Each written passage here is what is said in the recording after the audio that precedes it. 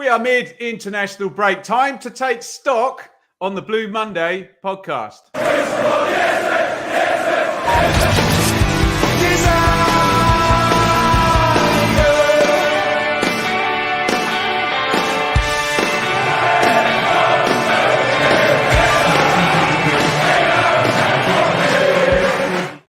Get off the mic to do that, actually. Desire! It's quite a note to reach every time when the music plays. It's a good thing we're muted. Hello, welcome to the Blue Monday podcast. A nice chilled out episode where we can take stock on the games played so far and a very busy period for Ipswich coming up indeed. When we're busy, we need Joe Fairs to keep us across everything. How are you, Joseph? Yeah, good. I've survived the great summer of 2023. And of course, they waited until your kids were back at school, right? Just what we needed. They'll be sort of murder to get up in the morning because there's heat stroke and the like. David Diamond. What do you know, Dave? I'm all right, thanks, mate. Yeah, likewise. I think summer officially finishes tomorrow. I think we might have one more day of it, and that's about it, really. But what a week. It's been a scorcher. What a scorcher. And Few, hello. Thank you, everybody in the chat. Watching on YouTube, you can watch the Blue Monday podcast live on YouTube every Sunday night. If you do, give us your opinion on what we're talking about. We'll put as many of them up on the screen as possible. We might even read some of them out. Please don't cry if I don't do either of those things. If you're listening after the fact, if you're old school podcast audio feed listener, we love you just as much. And a big hello from everybody. And it's a big hello from us to everybody. And it's a big hello from Axel Tuanzebe to Ipswich Town. Joseph, your first thoughts, and then we'll have a look back at what he's done in his career and what we think. I think it's I guess everyone's got the same view. It's a brilliant signing if he can stay fit, isn't it? That's the only thing coming over him is his sort of injury record in recent years. But the sort of pedigree, the quality of signing is right, sort of at the very top of probably higher than what you could expect to get at this level as a newly promoted What do League you mean by One that, side. Joe? Well, when you look at his history, it's playing in a team that's been promoted out of this league, which was like a Championship All-Stars 11 when he was at Aston Villa, and playing in the Champions League, playing a lot of games sort of comparatively for Man United in the Premier League, in the Champions League, in the Cups. And I don't know, you just listen to his interview when he signs, and it's me and my camp were doing this, and it's like, oh, we're at the next level now with players you're trying to bring in. You know, David Diamond's got a camp, don't you? Yeah. There are no sort of easy deals to do anymore now, are they? We are now in the sort of, I wouldn't like to use the word prima donna stage because it's not what I mean, but everything at this stage is very much they have their opinions and you've got to sell it to them. It's not like, oh, okay, we're going to pay you more than anyone else is going to pay you, so come and sign for us. They've got to be buying into the project and all that jazz. Dave, first thoughts, and then we'll look properly at the career history. Yeah, very much, as Joe said, and it's certainly what a great signing. But yeah, a big if against it. If we can get him fit, he's an absolute marquee signing, isn't he? And would you go that far, Dave? Marquee? Well, I think he perhaps could be, couldn't he? If he, I mean, look at his background, look at his upbringing, look at his background, and we've all seen. Okay, perhaps it's just a YouTube clip. His fantastic bit of defending against Mbappe admittedly about 4 seasons ago. So look, clearly there's a very, very good player. From what we understand, he was, I think, trialing with Luton. Maybe I think he was at Luton for a week, but apparently couldn't agree terms, so we understand. David, is that couldn't agree terms? Is that Diamondish for Luton wouldn't pay him what he wanted? Yeah, I think probably is right, isn't it? But I looked at his injury record, and they've all been different injuries, not one constant there. I think he had the standard metatarsal way back. That may have been the start of his injuries, but I think the longest spell he's had out was with an ankle injury. And then the last injury he had, which was earlier this year, from January to July, and it just had against it unknown. So yeah, don't quite know what was going on there, but yeah, I know we're going to get onto the squad in a little while, but yeah, could be a very, very good signing. So I'm glad you said 4 years ago, because I can't offer a great deal to this conversation. What I can tell you is what I saw 4 years ago, because I went to a few Aston Villa games. So we're talking 2018-19. Aston Villa, as Joe called them a Championship All-Star side. I know what he means. I believe, correct me if I'm wrong in the chat, he would have come mid-season into Villa. I don't remember him being there under Brucey at the start. Is that right, Dave? I think he played 25 games. So that would be the second half of the season, right? Wouldn't it, including playoffs? Yeah. I can't recall him. I can't recall him starting that season and then getting an injury. I think he played constantly. When he got in the side, he played constantly, I think. So I went to all the playoff games. I went to all three of Villa's playoff games, and I went to a few games towards the end of the season. And it was a good friend of ours. It was Tyrone Mings and Axel Tuanzebe, and it was Dean Smith, and they played very, very much through him. Joe is right. They did have one Jack Grealish playing on the left wing, one Tammy Abraham playing up front. John McGinn. Right, yeah, which helps in the championship and a gargantuan wage bill. But he was very, very good. That was 4 years ago. Joe, what's your response to that? And also, Manchester United, for 10, 12 years after the class of 92, were the team for buying youngsters off. And people would overpay a lot for, I don't know, Michael Twiss or Eric Nevland or, whoever used to sign on Football Manager from Man United's squad. Man United aren't the kings of developing players anymore now. That's very much Chelsea and others, Liverpool, Man City. They're the ones that really get the big money. So, yes, I do agree that the caliber and the standard is high. This would be a very different story if he was at one of those clubs. Do you agree with that sentiment? And what's your take on my 4 years ago? I think the problem is Man United has just been terrible at selling players more than anything. That's probably why they haven't got good value for young players that have come through, because they've always had the talent coming through. And I think Tuanzebe was a player that is one that was always highly thought of. He was always a captain through the age groups, England through the age groups. I think he's even captained their first team in a EFL Cup game previously. And I think he's just one that's just lost his way a bit, but he's sort of maybe not had some well-managed loans in that he's sort of gone to Stoke and not played much there, and sort of the pointless loan to Napoli, which you've seen a few players go where they go to Serie A for a year. Who was managing him there, Joe? I don't know. I'd guess. I've got no idea, yeah. Sort of Sarri, was it? Was it the time he was there? I don't know. I don't know.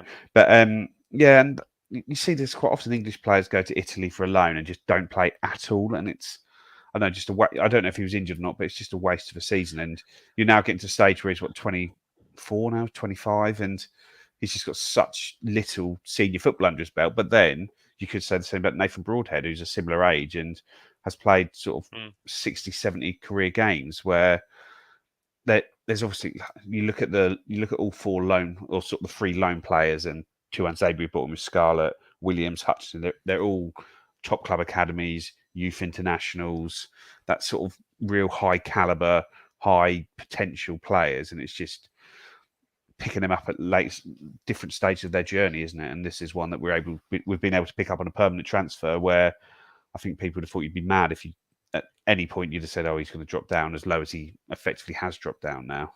Dave, can I just add to what I agree totally with everything Joe just said? And can I add, these are the high caliber players. There's always going to be a question mark for us to be able to get them, because if there's no question mark, they're Cameron Archer and they go into Sheffield United for 20 million quid, aren't they? That's the difference, right? I mean, even up to the last minute, there was sort of rumours that he was talking to Real Betis and things like that. And, it seemed certainly from our Telegram group, and I think some comments on the TWTD forum, that if Real Betis are in for him, then that's it. He's sort of done. Whether that was agent talk up or not, I don't. You've got me thinking about Finidi George now, Dave.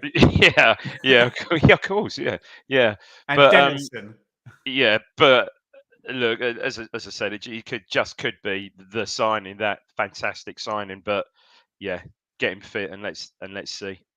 Straight in the team, Joe. Well, we're going to do squad depth in a minute, but the lads in the chat there, lads and lasses, excuse me, in the chat there are debating what they think the salary might be, considering it's a free transfer, and whether it's possibly on the higher end of the scale. Remember, FFP does apply to us very, very much so, and promotion bonuses are real, Joe. Yeah, I don't think he signed here to sit on the bench and try and work his way into the team. I imagine it will just be a case of getting him up to speed. I don't know sort of probably around that sort of Wolves game, 26th of the month. Is it? So Yeah. 2.5 weeks. Is that the time when he sort of got himself up to speed, and you maybe give him his first start in that game and go from there? Because we've got a 3-game week before then, haven't we? We've got Sheffield Wednesday, Southampton, Blackburn, haven't we? And then into the Wolves game. I think it is like after this week, it's like 7 games in 21 days, isn't it? It's really sort of those 3-game weeks, and there's sort of 2 or 3 of them, or sort of a 3-game week, a 2-game week, a 3-game week in there. So that he's definitely going to get opportunities to play soon. It's just, I guess, it's just the where, the who for, the how. How does his body stand up to it? There's a lot of questions, but the best thing that I say, that the hope with signing a player of that quality with the sort of injury is that he comes in and plays 25, 30 games this season, gets in the team and just gets rolling like Luongo did last season. He was one we were told has got a bad injury record, and he's come in the team. It took him a little while to get up to our maybe fitness levels, all his conditioning that he's done sort of himself with the team, and then he's sort of come in the team and looked as robust as anything, hasn't he? David, we've been a bit spoilt with the Luongo example and the broadhead. One of these is not going to work out, and it's going to be more Tom Adeyemi than Massimo Luongo, you'd hope not. I mean, Luongo was the one, wasn't he? You know, we didn't really see him. He signed, and he signed it, passed people by, but Luongo's come back fine. He was kind of, free agent or been released by Middlesbrough. I'll hold my hand up to that, Dave. Yeah, definitely. That one almost slipped under the radar, and then. I think as Joe Cole rightly said, thinking back, probably took him a month to really get up to speed and sort of sub appearances. Obviously, I think his first game came on against Burnley, I think, in the cup, and soon got up to speed. So, yeah, I mean, the Wolves game you'd think could be ideal. What's that? 2.5 weeks away, as Joe said. 2.5 weeks of training, conditioning. Yeah, you'd think that would be the ideal game to. If he's up to it, to throw him in and see what he's about, really. But it's potentially a very exciting signing, isn't it? It just is. It is very much so. If we get, and I'll reiterate my point. We're used to kind of getting quite close to the maximum upside for a lot of our signings lately, aren't we? And as I try and point out to guys, I did a star ranking on my YouTube channel of every Championship club's business, and literally every fan of every club thinks their transfer business is 4 stars or more. Every single one, without fail. Everyone. I don't know. I think it's either. I think it's 4 or 5 stars, or it's 1 star. There's no or 0. There's no sort of in between. Is there? Exactly right. Everyone thinks everything's going to work out. Joe, why did it take until past the end of deadline? Do you think? I think we were trying for other players right until the end of the window and sort of working the sort of a few different irons in the fire, but there was just less pressure to get the deal done because of his status as a free agent, so that you didn't need to register him in the squad before that deadline. So once you're not going to get the transfer done, there was no need to try and rush that deal through on the Friday night. It was going to be just done in its own time from there. Yeah, 100%. The positive thing here is the coach. McKenna knows him. McKenna knows him pretty much, I should imagine, from the academy, fairly certainly in his formative years, inside out. So he knows his character, knows what he's about. I don't think you can underestimate that either. Yep, great stuff, guys. Great insight on Tuanzebe in the chat as well, and we will see how the story unfolds there. We're going to do a bit of squad depth in just a minute, but I'll go to the Innovation Labs ad first and get your input in as we go through this, because we'll go through each of the positions and see where we're at. But first, a message from our sponsors. Innovation Labs is business hub and co-working space with strategic locations across Suffolk. Our aim is to foster innovation, entrepreneurship, business growth, and the development of an AI centre of excellence in Suffolk. Monthly hot desks are available from just £79. For more info, head to innovationlabsgroup.com or contact info@innovationlabsgroup.com. Innovation Labs, providing support for businesses across Suffolk. Locations in Stowmarket, Ipswich, Sudbury, Woodbridge, with more to follow. The intro, Dave, makes me want to bellow out desire. That makes me just want to say entrepreneur. I think Mikey sounds better every week when he does that. I'm sure he does a new take every single week. I'm convinced. Good. Imagine Rich having to edit a new one every single week.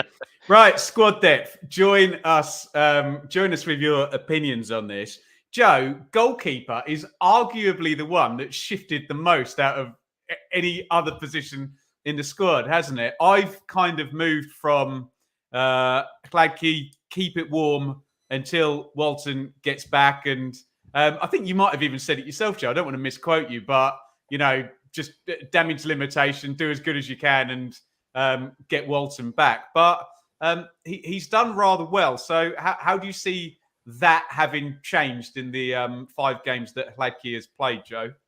I think it's a struggle to see it as a total change, isn't it? Other than it just gives maybe the fans and McKenna the confidence that we do have a backup that is of a high quality. But I struggle to not see Walton getting the shirt back quite quickly, because he was superb. He was a Golden Glove winner last year. In the second half of the season, he, like I say, barely letting a goal, did he? And it wasn't just that he pulled out the big saves when he needed them. His footwork improved, and I think he's just, I don't know, he's not that old, is he? Was he 26, 27? I think he's just seen as the long-term number one. Sorry to interrupt. We were worried about Luton signed Tim Krul in the end, worried about Luton taking him before that injury. Yeah, and I do think he's a sort of player that would be looking up as well if he carries on playing as he is. So I think we're in a good position. We've got a sort of a long-term number one in Christian Walton. You've got a good backup in Václav Hladký, who I think he's only got a year left in his contract, and I assume he probably just end up going our separate ways in the summer if he wants to go and play, or he stays here if he's happy to be a number 2. And then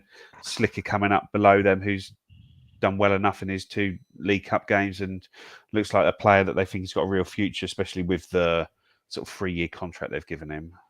I agree with Joe, Dave. He's done himself the world of good, hasn't he? Because at the start of the season, I'm thinking if he were to leave Ipswich, he's going on loan and he's going downwards. Whereas now, if he becomes available, there'll be Championship clubs think, okay, I've seen that guy work in the Championship.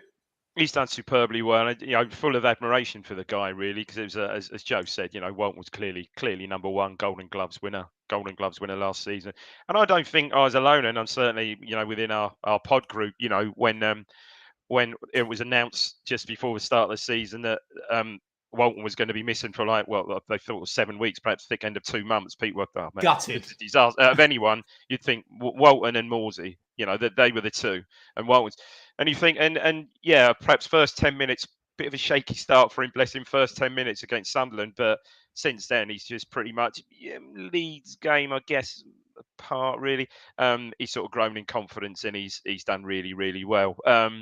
I think I agree with Joe that Walton is certainly the number 1, but he's giving the manager a little bit of a nice problem. I think no doubt. I think Walton it will in time will be back in back in number 1 as soon as not as soon as he's fit, but we'll be back there. But full of admiration for Hladký. He's done absolutely brilliantly. Stay with you, Dave. Words we don't normally associate with you, but not a lot to say about left back. Oh, really? He's just carried on where he's left off, hasn't he? He really has. Absolute quality. And again, he's the one, isn't he? He's the one. If we have a half decent season, well, we are at this moment having more than a half decent season. But if he continues at this level, he will be the one that you can imagine going for potentially a considerable sum next summer, perhaps. Hopefully not before then. Who's going to play left back against Wolves, Joe? And you guess Brandon Williams, didn't you? He sort of is the fullback, the reserve fullback, isn't he? And I think that's across. I think between Clark, Williams, and Davis, I think 2 of those 3 will start every game at fullbacks. Stay with you then, Joe. Right back is a bit more interesting than left back. What is your take? And lots of speculation about Harry Clark's foot. It's interesting, isn't it? Because we've obviously signed Harry Clark for a lot of money in the January window, so comparatively $1.5 million for a League One club. But you now look at it and it's like, is he a guaranteed starter coming through it now with Brandon Williams here? Is Williams here to put a lot of pressure on him to maybe come in as God, it's ruthless, isn't it? The right back, isn't it? And that's just the case, isn't it? And I think it will be, I don't know, it's very difficult because I think maybe our system has maybe exposed the right back a little bit too much in recent weeks, but you lose that, by the way, on the last show, Joe. We had a lot of good comments about that that particular bit of analysis. So well done on that.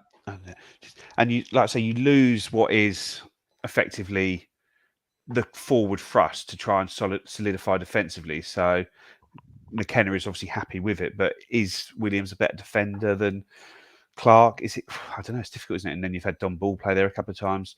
Janoi Donatian, who's sort of maybe a little bit of a forgotten man, even though he started most of the games this season. And then Tuanzebe can play right back as well. So it's a interesting one, isn't it? I think you mentioned Donatian there, Joe. I think Donatian's certainly still got a part to play. Very much so. Very much so. I think so. Yeah, I agree with Joe that you do lose that sort of perhaps forward thrust, forward momentum when Clark's playing when Clark and or Williams to be seen is playing instead of Donatian. But Donatian I think still probably the best defending right back we've got. But yeah, it's the system, isn't it? Dave, we're going to get promoted in 3 years' time. We're still going to be discussing Caden Jackson and Janoi Donatian. They've got a role to play in the Premier League. No. Obviously no, not. But that's a compliment to him, Dave. No, it is. Won't go away, I those think two, will they? Brilliant. And I'm sure certainly Donatian's got a role, once he's fit, a role to play this season, very much so. So, Dave, I'm going to guess what you're going to say about centre-backs, that Wolfenden is your guarantee, and in the words of the great Brian Moore, it's up for grabs now. Well, it is, but I mean, Burgess has come on leaps and bounds, hasn't he? Absolutely has. Just his distribution is just completely different world to what it was. Well, you mean just from playing in a highly functioning team? Yeah, well, I think, absolutely. It's got to help. But I think they've worked at it as well. They've clearly worked on him. He's much more confident. Can I just read Rob's comment, Dave? Sorry to interrupt. Cam Burgess, 90 minutes for Oz last night. You wonder where he'd be now had McKenna not come in and transformed. Exactly. Yeah, they really worked with him. He I remember, came in the early days when they were talking about sort of like team meetings, and McKenna always made a point of saying how good Burgess was in the team meeting. So he's obviously someone who's really worked hard at the game mentally as well as the actual being out on the pitch as well. Karen, yeah. No, I agree. And I think also we just admired his physicality because he just gives you that. And certainly we needed that in a lot of those games last season. Maybe not quite so much this season, but he's the one. You think Wolfenden, the right-sided position was pretty much his own, you would think. And that left side about Tuanzebe is essentially left-sided, left-footed. So, that would be the one. But again, you've got then we spoke about earlier. You've got Elkan Baggett there. You've got obviously George Edmondson still there. So again, we would think with Tuanzebe coming in and getting hopefully up to speed with fitness, we're fairly well covered there. What we did speak about though is the fact that now Burgess has or played for Australia over the weekend. Baggett and Indonesia. Are they at some point going to be disappearing for internationals? Yeah, there's the Asia Cup, isn't there? Between Asia Cup, sort of the 10th of January and the 10th of February, somewhere around there. And Australia and Indonesia are both in that. So you could lose two tall left-footed centre halves in one hit for a good chunk of time. And it's the same. And I don't know whether Mas Luongo is maybe still on the radar of Australia. Where is that tournament, Joe? I have got it up. I think it is in Qatar, actually. It's in the old World Cup stadiums in Qatar. Of course it is. So so they're there, but Australia and Indonesia are both qualified. So there is a potential that Burgess and Baggett will definitely be going. And then from there, Luongo, their next friendly is against England at Wembley. So does the Australian manager have a look at him there when they're training over this side of it? And I don't know. And then Sam Morsy could potentially be away at the same time with Egypt in the African Cup of Nations. So it's Egypt will go deeper in that tournament than Australia and Indonesia would in the Asia Cup, wouldn't they? Well, I think Australia would be one of the favourites. I don't think Indonesia would. They? Okay. Indonesia would be sort of a likely group stage knockout. But someone said in the chat, what a difference a year makes. All the work that's been put into Burgess, and he's now playing for his country. It's superb. Good story that.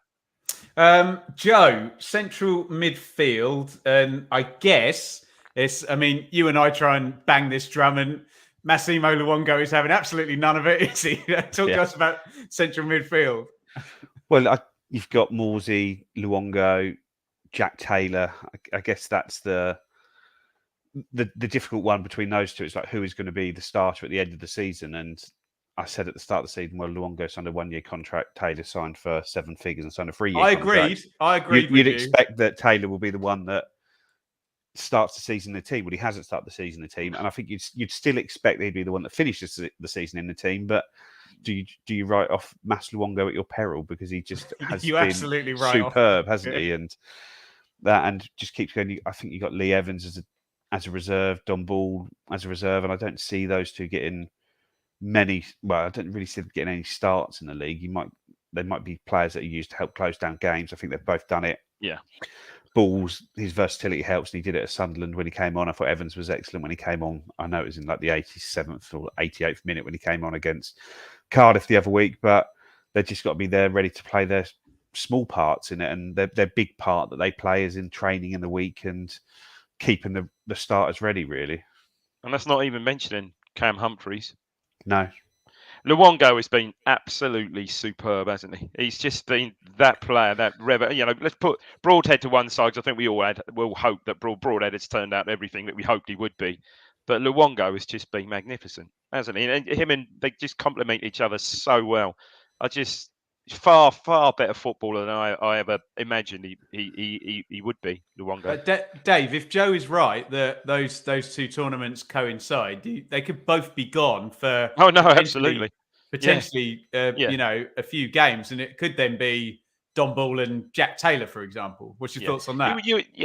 Well, you have to go with go with what you got, but Don Ball, Jack Taylor, does that complement each other?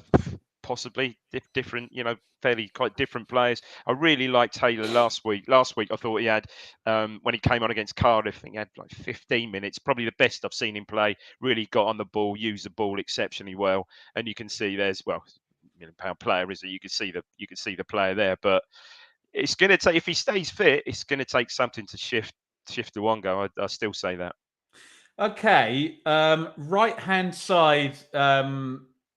Up the front, Joe, and you can kind of parlay into the conversation about Sheffield Wednesday, because we don't know whether Wes Burns is going to be around for that game.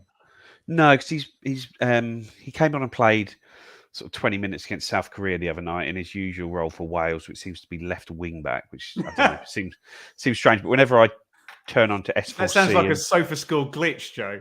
Yeah, but whenever I do try and watch their games, and they're always on with my lovely Welsh commentary on S4C, and he is always like left wing back for them. But I don't know, it doesn't seem to get the best out of him, that role, and he's come out of the squad for the second game. I don't know whether that's just your general international duty pull out of the squad, but he doesn't seem that sort of guy. He seems to be someone who will go there whenever. So you've got him there, and then Caden Jackson has also played in that role. He's probably the more like for like replacement for Burns, as in someone that can work back and forth down the pitch and beats the man on the outside, makes the runs in behind and goes from there. And then the other option is Amari Hutchinson, where you have a player that maybe against a team who wants to play in a sort of lower block that can get the ball and try and beat his sort of marker one-on-one, be able to go both sides around him, as opposed to just a sort of pure runner who's generally going to favour the outside. So you've got nice options there, I think, in those roles.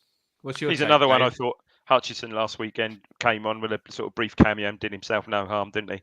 Dave, isn't it nice to be able to drip these players in? Oh, it's just fantastic, mate. We just haven't had it, have we? So it's great that we even haven't able to have this conversation, for goodness sake. Yeah. What about the 10 position then, Dave? Well, yeah. I mean, for me, it's Chaplin, or however you want to dice it up, really. But it's Chaplin, isn't it? Joe? Yeah, Chaplin.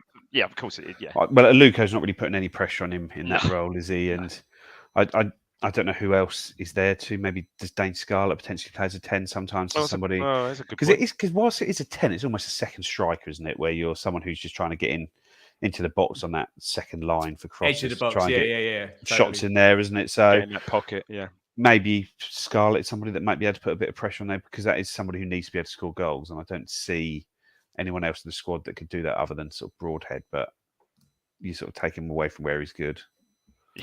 Front left, Joe, and then that is Broadhead, or I don't know, Marcus Harness, but he hasn't really put as much pressure on, or any real pressure on Broadhead, has he? Just because Broadhead seems to be on a sort of total another level to, well, almost any forward player in our squad, it seems. But it was interesting to note in the Leeds game, in the Cardiff game, that when Scarlett was fit, also when Scarlett signed, he was in there and Ladapo was in there, and Marcus Harness wasn't named amongst the 9 substitutes. So it is a case of who is he going to play there? Is he actually even going to be a bench option, or is he just somebody who is the Broadhead replacement, but will only come in if Broadhead's not fit at all, and we try and sort of jig it around from there? I don't know.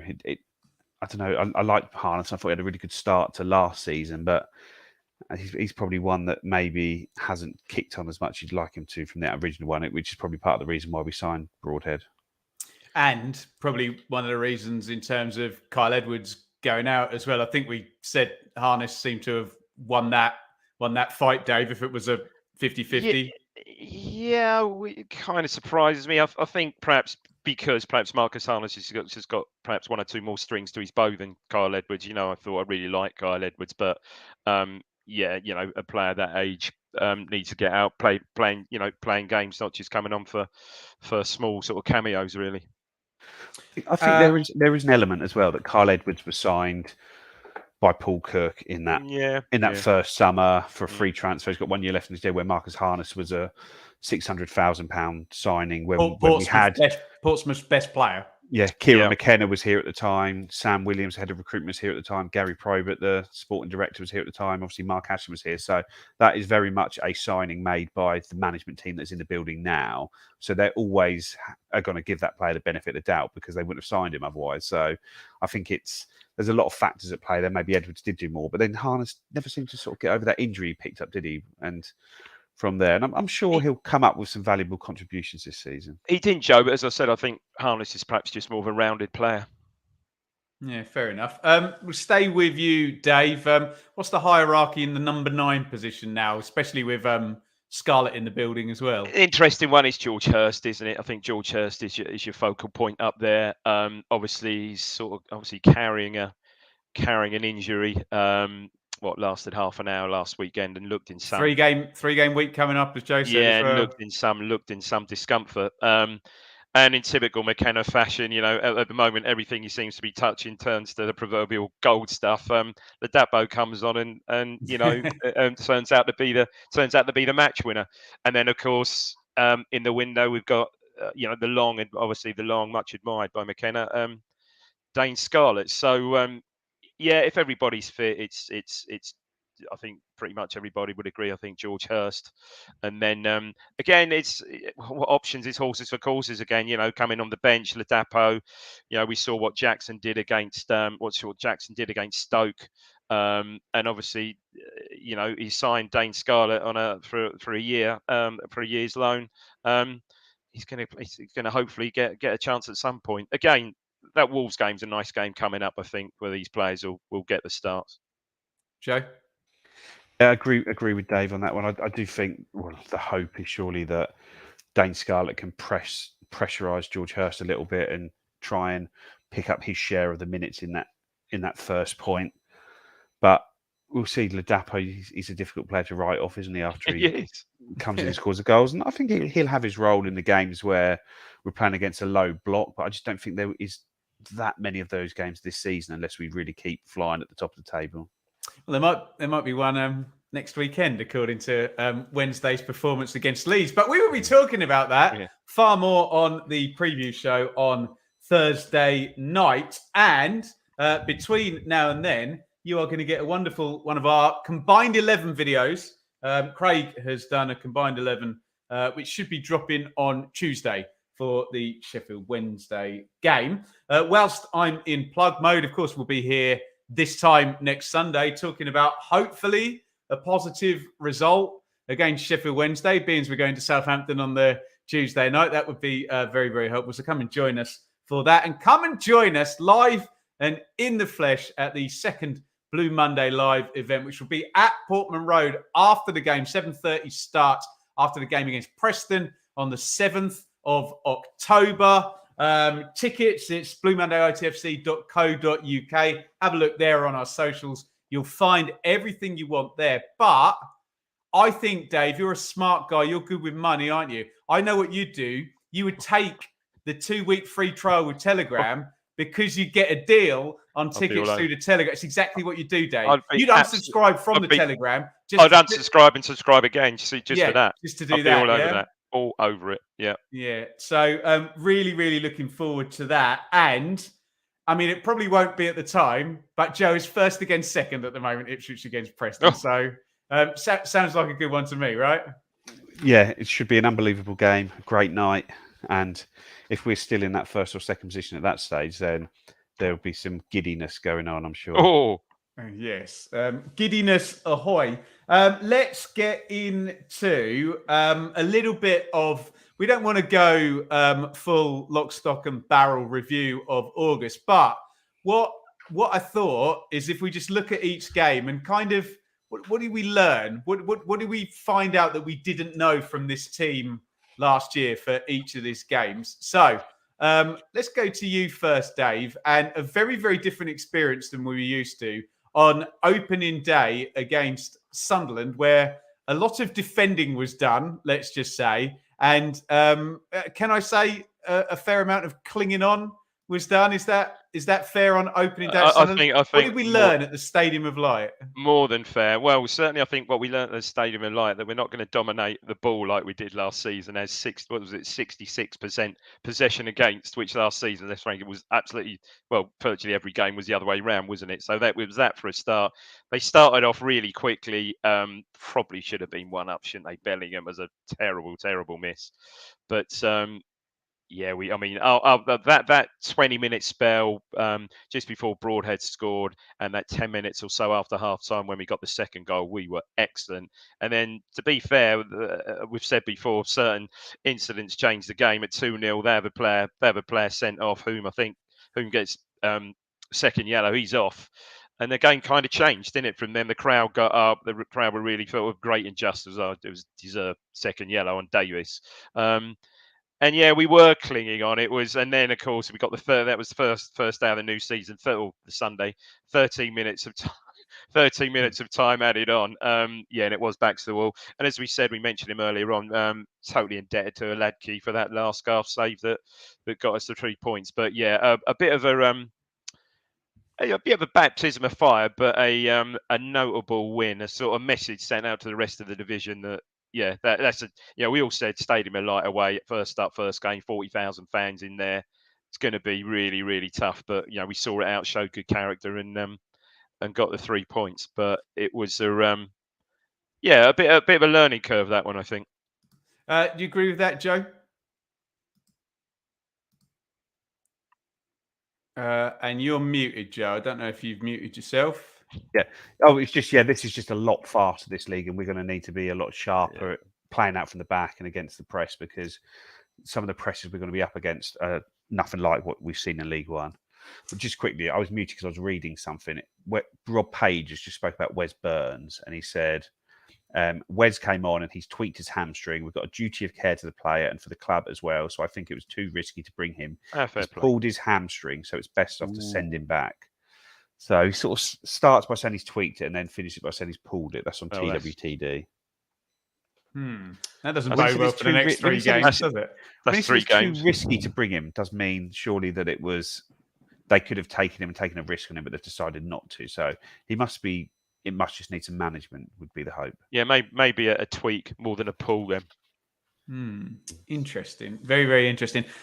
Joe, I think what probably most of the chats, if they disagree with me, would agree that is our best performance of the season was against Stoke. What did we learn in that game? You kind of learn more from adversity, don't you? But an excellent performance.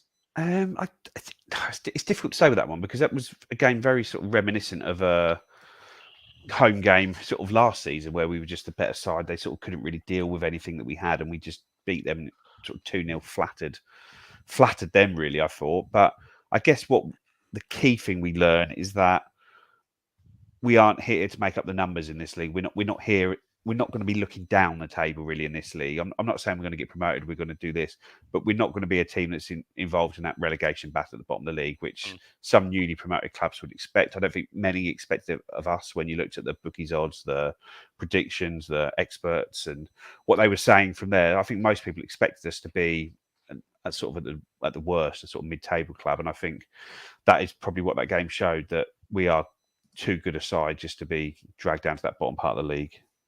Dave? Yeah, agree with that. Yeah, just a solid performance. Interesting enough, again, second game we didn't. I think Stoke had more possession than us that game. I think. But yeah, really, really solid performance. Got the early goal in that game, didn't we? The Wolfenden header, and yeah, just saw it out quite comfortably, really, didn't we? Dave, QPR, which was, I don't know which word to use to describe that particular method of winning, but if I can chip in there, that was definitely in my head. I kind of learned, I've said this quite a few times now, that winning momentum counts for a lot sometimes, doesn't it? That was a coin flip game that QPR probably deserved something from, but it's a team that's used to winning versus a team that's used to losing. And Dave, I think always prevails. Yeah, and I think the thing that really is crystallizing with me is that's not going to happen in November. Everyone's going to have kind of caught it up a little bit, and you can win a game fine margins anytime, but that particular way. Sorry, I'm answering for you, but what's your take? No, I think if you're a QPR fan, you were sort of, and Ainsworth said much the same, and I tend to agree with his comments after the game. They were pretty hard done by in that game. They had the ridiculous double post hit from Armstrong in the first half, and a hell of a chance from about 2 yards out before Chaplin scored. But you're spot on. Momentum. You've got that momentum against a team that hasn't got any form at all, or not much form. And that team with momentum in these tight games always seems to come out on top. So you've got that belief, haven't you? And sure enough, Chaplin pops up with a goal, 75th minute, something like that. And I think again after that we saw it out reasonably comfortably. But I think rode our luck a bit in that game. The other thing I was going to say about that game, Joe, is that was one where, I'm Broadhead's biggest bloody cheerleader. That was one where I was like, Broadhead's not going to win us every game. He was kind of like quiet in that game, and even I would say even in the first half, I sat there and I went, oh, it's not quite happening for him today. So you've got to find different ways to win as well, Joe, haven't you? You're muted. I think that game probably shows us that there aren't going to be easy games in this league, and I know we should expect that, but there was a lot of talk about how much of a mess QPR were in. We almost just had to go there and turn up and beat them, and that would be there. And all of a sudden you go there and you see sort of Sinclair Armstrong and Elias Chair, and it's like, oh no, every team has got good players here that if they turn it on, you're going to struggle to deal with. And there were times we struggled to deal with it. I don't think there was any sort of complacency or anything that we went into that game with, but I think there was, maybe even from the fans, there was sort of an expectancy that we're just going to go there and win that game. Maybe not like being 3-4 or anything like that, but I think had we not won that game, I think that'd have been pretty disappointing. And you really have to earn each victory in this league, don't you? I think perhaps we perhaps underestimate Sinclair Armstrong's actual physicality actually on the ball there. He was in beast mode, wasn't he? Absolute beast mode. He was, wasn't he? Joe, we will stay with you. Other than the championship transfer window is absolutely stupid, and we're going to be the only team to face this front line. Although, again, we did get lucky the previous week when Sam Field and Armstrong both went out of that game. But what did you learn from Ipswich 3, Leeds 4? I think I learned that we can go toe to toe with the best teams in the league in that one. And whilst they beat us, and they beat us fair and square, and they've got serious quality, it wasn't like they just totally shut us out. And there's been some games, and I'd even considered games in League One against teams like Rotherham in previous years where we just haven't laid a glove on them. And there are teams in this league that you think should be good enough to stop us from doing that. Maybe when you look at the Southampton squad or the Leicester squad, that if they get it right, they're going to be very, very difficult to stop. But I just think that with McKenna in charge and the squad and the system we've got, we're going to trouble every team in this league. And yeah, we're not going to win every game. We're not going to not lose a lot of games, but we're going to trouble every team. And I think Leeds came out of that one. Yeah, they got the victory, but the victory was almost because they had a player who was sort of pushing for a move, another player who has subsequently left, a player they'd signed for £8 million the day before, and it's just like how you can't compete with that level of quality, sort of man for man. And like I say, you got a 100 million pound front line there, haven't you? And it was too much for us. But they had the quality to take their chances, and we didn't quite have the quality to take our chances when it mattered. But I'd say we went toe to toe with them. And ironically, that Jorginho, who I thought was absolute, Ben hates this, virtually unplayable on the day. He was on the day. That's a Blue Monday classic. There it is. He was brilliant on the day, and ironically, I watched the highlights against Sheffield Wednesday, and he couldn't hit a cow's ass with a banjo, could he? He was terrible. But look, yeah, we said it at the time. We said it in the pub beforehand. Ben called it. He said, "Crikey, look at this front four." He said, "We are going to have our hands full today," and yeah, so it proved. But Joe's right. We went toe to toe with them, and could easily, on balance of chance in the second half, could easily have got a point out of that game. But yeah, I think you take positives from that game. This is the most nerdy claim to fame, but how many people in the known universe? Because I was at Watford, Sheffield United last year and saw Sarr, Dennis, and João Pedro, which only happened in one game. Oh, wow. Transfer window. And I was also present to see Pirro, Sinistera, Nonto, and Ruta. I wonder how many people in the world were at both of them. I'm sure there's somebody else other than me who are at both of those games. And Dave, we'll stick with you. And I think we know the narrative because we brought it up on the pod last week about the Cardiff game. But we haven't seen this team win a game like that before, have we? No, we haven't. No, great, as we said, showed great character. As we already alluded to, Hurst goes off after half an hour, clearly struggling.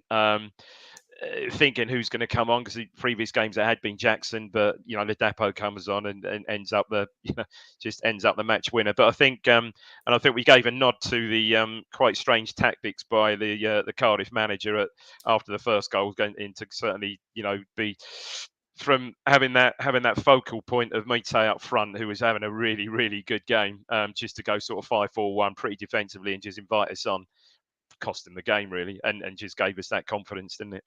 But it needed to be, well, again, we should give a mention. It needed something pretty special from Broadhead to get us back in the game. And you mentioned Broadhead against QPR, and really up to that point, it'd been largely anonymous in that game. But really, yeah, pretty much. I think so. I think we said about the free kick it had about a few minutes before it hit the wall and then sliced that out virtually for a throw. But yeah, it's just a special player, special player, and yeah, that got us back in the game and. Helped. And no one's no small in no small terms by I think by the Cardiff manager there. Yeah, Joe, that's what good players do, isn't it? And Broadhead did that. I think we also learned that I'm going to be really patronising to Cardiff now, but even teams like Cardiff have one or two absolutely class players at this level, don't they? And it is that quality, isn't it? So even when a team is coming in and sitting in, and they had sort of like 10 men behind the ball almost for the whole game, and just so difficult to break down. But most teams previously, when we're looking at teams that do that, once they get the ball off you, they sort of tend to give it back to you relatively quickly. With this time, when you've got they get the ball back and there's a sort of perfect pass out to Carlin Grant, and then you've got Aaron Ramsey bursting through the midfield. It's like, oh, actually, this is a very, very different threat. The teams that sit back and they can counter you, as opposed to sit back and hope to counter you. They were decent. They were really decent at times in that game. I mean, at 2-0, we were done. We were done in that game at 2-0. But yeah, they were. Good on the eye. Good to watch, weren't they, Joe? They, as you said, well organised, really well compact. But yeah, played some. Well, it would do with Ramsey sitting in there. Played some really nice football, I thought. 100%. Right, guys, that is what we've learned so far, game by game. Just in terms of the actual full block. And by the way, get your questions in now. We'll go to Q&A. I can see a few have come in, so feel free to copy and paste them and put them in again already. We'll go to Q&A for those watching live on YouTube for the final 10 minutes here. Guys, in terms of what have I learned from the first month, I'm very hung up on this idea of promotion momentum. That's really in my head, because I do remember even like Tony Mowbray's Blackburn, their first season. I remember Neil Critchley's Blackpool sort of being like 5th or something and that was into October. So I'm really, really into that. And I think I was a little bit turned off by all the high predictions and whatnot, and wanted to see it for myself. And so I'm kind of torn between hoping that the predictions were all kind of on the right side, and a little bit worried that there's going to be catch up and some kind of natural gravitational pull downwards. So I think that's kind of been my learning, and just so pleased that the team that was built in League One is the team that we're essentially, that's the bulk of what we're trying to do. What's yours, Dave? Do you know when you talk like that, Ben? I describe it as your Shrewsbury complex. Yeah, remember that? God, yeah, right, yeah. No. Look, I agree. I think largely I'd agree. I think, look, we'd have all looked at these first 5 games, and if we'd have said, look, coming into the first international break, we'd be sitting second on 12 points. I mean, I think it's just beyond all our sort of hopes and expectations, really. And yeah, the momentum certainly is such a huge thing. And as the Cardiff game showed last week, we've still got that in, despite the Leeds result, we've still got that in spades. And there's a lot of character in this side where, in previous seasons, you just haven't seen that. Strong characters in the side as well, right through the side. Joe, what's your kind of monthly summary takeaway in terms of your learning? I think probably the key thing for me is we obviously scored 101 league goals last season, and that is the thing that is hardest to carry on doing, scoring goals as you go up higher levels, and we've just sort of carried on where we left off, really, on the goal scoring side of it. And good point. We've had goals from all over the pitch, from off the bench, from sort of different players playing different roles in there. So I think if you score goals, you've always got a chance in games, haven't you? And we're gonna be there or thereabouts, because we will score goals. Right, get your questions in. Here we go. We always get one about these. Philip, given the controversy surrounding the away priority points system this season, do you think the club should change it to make tickets more accessible to those who don't have a season ticket? There you go. Who wants that? I might just need some clarification on that. Gotcha. Because I thought the whole point of this is that that's controversial. You're now like members, aren't they? You're now like a member as opposed to a season ticket holder. So I thought the whole point is that for away matches, the season ticket holders no longer have any priority purely by being a season ticket holder. Where last year, if you had a season ticket and a gold card, you were number one priority, and if you didn't have a season ticket, you couldn't have a gold card, so you could only have a silver card. So you were down the queue. Where now it's to do with how many. So the away tickets are almost totally separate to the home tickets now. From what I gather, so I don't. So it's points from last season, initially, and then your membership kicks in. You have to have a membership to have points. Okay, right. Yeah. So it's points and membership. But if you haven't got a certain number of points, I guess I'm not quite sure, because you can have So here's the thing: you can have a membership without any points. Does that then take precedent over a season ticket? No, I don't think season ticket gives you anything on away matches. Okay. Oh, well, other than you get priority before general sale, of course. Yeah, before general sale. Yeah. All I'll say is come if you're sure. Use my tactic. Come and sit with me in the home end, and if you really want a last resort. Actually, no, don't do that.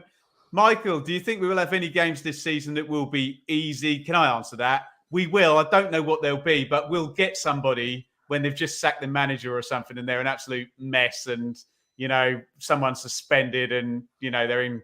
As the great Harry from Bath said, owners relegate clubs, chaos relegates clubs, and we'll get one of them at some point. Every team gets a nice lucky one. I'm going to lead off on this one as well. Who has been the best opposition player from our game so far? We've already mentioned Sinclair Armstrong, who absolutely terrified me for the hour he was playing there. Any other answers there, Joe?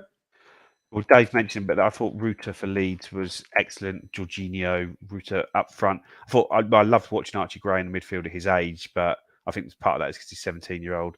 And obviously, Aaron Ramsey, he didn't affect the game massively, but when he did, he was class. Thing of beauty, Ramsey was. Yeah, I think I'd agree with all of those. Definitely, I was impressed with. More that his sort of maturity on the ball, young Gray. So you can see there's a brilliant player there, isn't it? And as we understand from Leeds, from you guys, more to come from that family. Horse Hellerer, have teams been underestimating us so far, or am I just not used to another team trying? It's got to be the latter, hasn't it, Dave? Yeah, definitely. Yeah, for sure. It's nice to have some open games, isn't it? Yeah, it is. It's really good. I mean, I think I thoroughly enjoyed every single game. In the Stoke game, although we said ultimately perhaps we won it reasonably comfortably. That was still a good game. That was still a really good game of football. And yeah, certainly the Cardiff game. Well, let's put the Leeds game to one side. That was excellent. But the Cardiff game last week, Cardiff, I thought were really decent and just superb entertainment. Nick, question for Ben. Why do you see that pattern logically with potentially performing just as well? I don't know what you mean there, Nick. Nick, can you reword that and I'll try and answer it. I'm not entirely sure. I spout a lot of drivel during these shows, and there's obviously one specific bit he's picked up on there, which I can't remember what I said. Guys and fillers, not sure there's controversy. Away points, a lot being made as, let's face it, it's all about one game, Norwich. Make Norwich first come. I said, do you know what? I don't really want to go to Norwich anyway. If the home game makes me sick in the stomach enough, I might be quite happy if I miss the ticket for that one. David, question: without injuries, what do you think the starting lineup will become the end of the season? Right, I'm going to have a go at this first. Go on. Walton, Davis, Tuanzebe. We'll have gone to 3 at the back because McKenna's like too clever, too cool for school. Tuanzebe, Wolfenden, and Burgess. Burns, he'll play right wing back. Morsey, Luongo, Taylor, and he'll play 2 up top. He'll play Chaplin and Hurst. There you go. There's a complete future gamble there. We'll have gone 3-5-2 by the end of the season. Wow. Dave? Yeah, I wouldn't necessarily disagree with that. Yeah, pleased to see you keeping Luongo in the keeping Luongo in the side, and yeah, you could perhaps see a midfield three really working with Taylor. Yeah, I like the look of Taylor. So yeah, I'd pretty much go along with that. I think. Joe, I wonder whether so I'll go with Walton in goal, the sort of usual back three, but I'll have Brandon Williams, Wolfie, and Tuanzebe. Wing back of Wes Burns just seems to be the great survivor, so I think he'll stay in the team there on one side, Leif Davis on the other. I think Jack Taylor will be into the team by that point, so it'll be Taylor and Morsey, and I guess that boring the Chaplin Broadhead Hurst in front of those as well. So we'll see. It's I can't believe people are saying no this player, no that player. We're predicting the team at the end of the season when there have been another 38 games. There's probably 7 injuries we don't know about. By the way, guys, we'll have signed a player that you don't know that will probably be in the team in January as well. Yeah. So, don't give me that pedantry in the comments. Keep the questions coming. We've got about 2 minutes left. Michael, do you think Morsey will get a yellow card in every game? Because he won't, Dave, will he? No, hopefully not. Wouldn't like to think that. He can't possibly get a yellow card in every game, can he?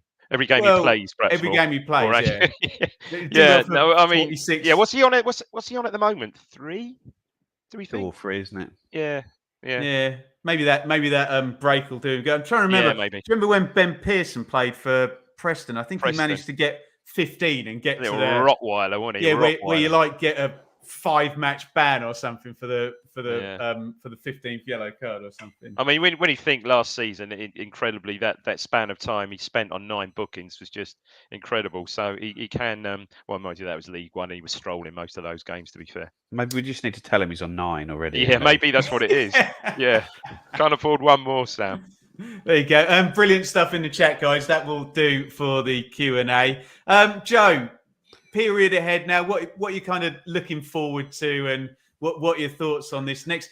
It will be the next international break quite quickly. I think it's the Blue Monday Live. I think it's October the 7th. It's round 11. It's another sort of 6 games, and then we're stopping again. What are you looking forward to? I think just sort of building on the start we've made and hoping to still be pushing around the top of the league at the next stage. We've got a fortunate run of fixtures, but we've got quite a nice run of fixtures coming up. Ones that you'd expect to sort of pick up points like Sheffield Wednesday away, Blackburn at home.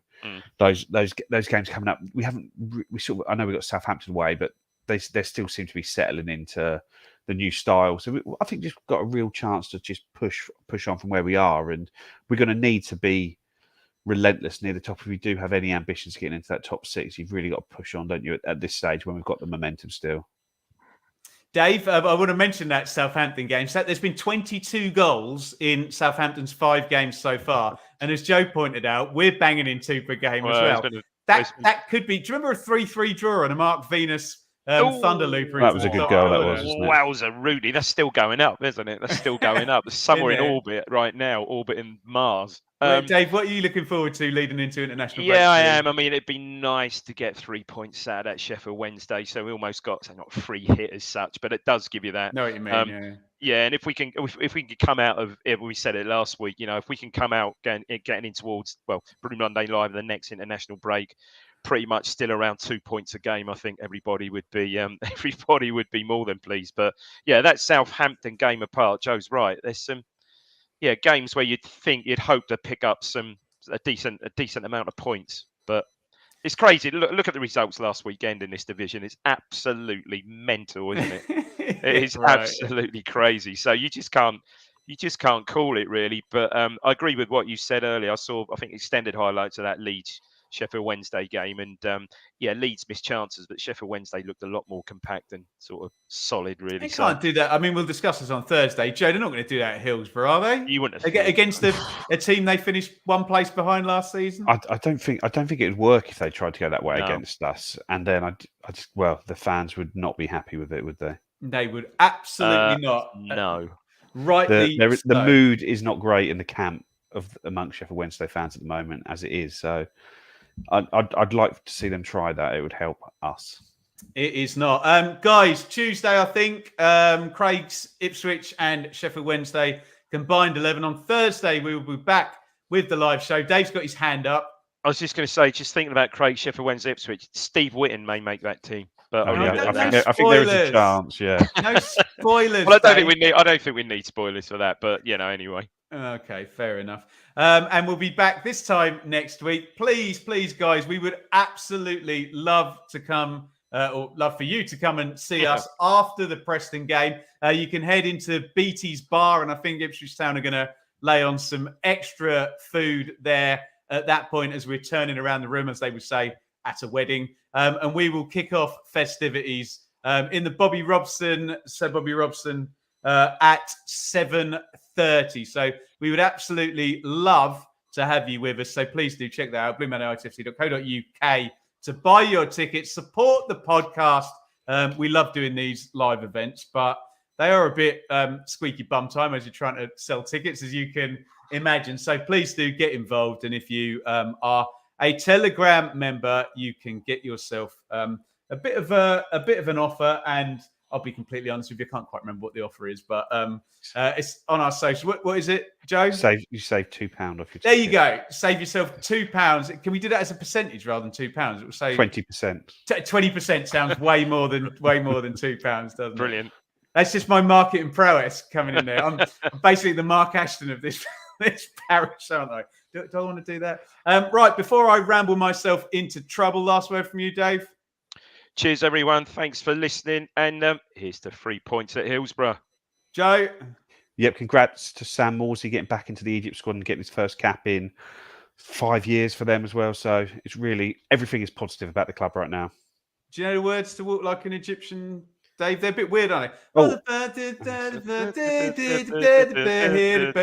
An Egyptian. Joe, sorry. An Egyptian. Yeah, and the women's team went to MK Dons and won with a 88th minute goal from Natasha Thomas today. So I think they were struggling to break them down, but just managed to get that over the line for 3 points. I love an 88th minute goal. Beautiful stuff. Thank you, everybody, for joining us, and we'll see you very soon on another Blue Monday podcast.